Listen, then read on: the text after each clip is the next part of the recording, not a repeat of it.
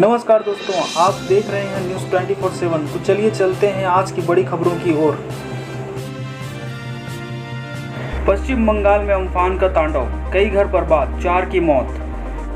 पश्चिम बंगाल में बुधवार को 190 किलोमीटर प्रति घंटे की रफ्तार वाले विकराल चक्रवात अम्फान के कारण भारी तबाही हुई है। कम से कम 4 की मौत हो गई है। अम्फान का कहर, उड़ीसा में कोहराम, बंगाल में 12 की मौत। चलिए आगे बढ़ते हैं अगले खबर की ओर।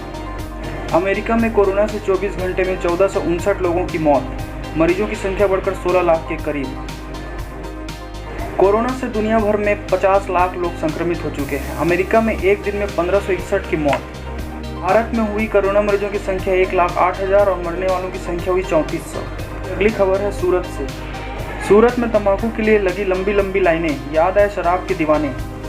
गुजरात में बुधवार को लॉकडाउन में छूट के बाद पहली बार तंबाकू की दुकानें खुली। उनके बाहर धूप में लोगों की लंबी लाइनें देखी गई हैं। ये आगे बढ़ते हैं अगले खबर की ओर।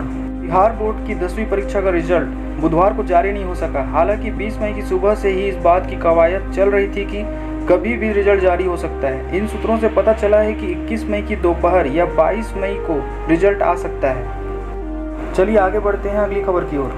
HCL के कर्मचारियों के लिए आई है बड़ी खुशखबरी। HCL नहीं काटेगा सैलरी। लॉकडाउन के बावजूद HCL ने कहा है कि वो अपने कर्मचारियों की सैलरी नहीं काटेगी, न ही किसी का बोनस रोकेगी।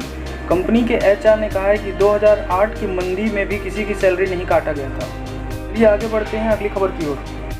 MS धोनी को टीम से बाहर रखने पर पूर्व ओपनर को पड़ी गालियां। भारत के पूर्व ओपनर आकाश चोपड़ा ने बताया कि अपनी T20 विश्व कप में धोनी को जगह नहीं देने पर अपशब्द कहे गए। चलिए आगे बढ़ते हैं अगली खबर की ओर। 70% से अधिक कंपनियां अगले 6 महीने तक घर में ही रहने के लिए कह सकती है। ऐसा करने का फैसला इसलिए लिया गया है ताकि सामाजिक दूरी बनी रहे। चलिए आगे बढ़ते हैं अगली खबर की ओर। 25 मई से शुरू होंगी घरेलू उड़ानें। एयरपोर्ट और एयरलाइनों को तैयारी करने के लिए दिए गए निर्देश। आगे बढ़ते हैं अगली बड़ी खबर की ओर। रिलायंस ने राइट्स इशू जारी किया है, जिसे लोगों ने हाथों हाथ ले लिया है। पहले ही दिन रिलायंस का राइट्स इशू करीब 40% ऊपर 212 रुपये पर बंद हुआ है। उसके आवेदन की आखिरी तारीख 29 मई है। चलिए आगे बढ़ते हैं अगली खबर की ओर।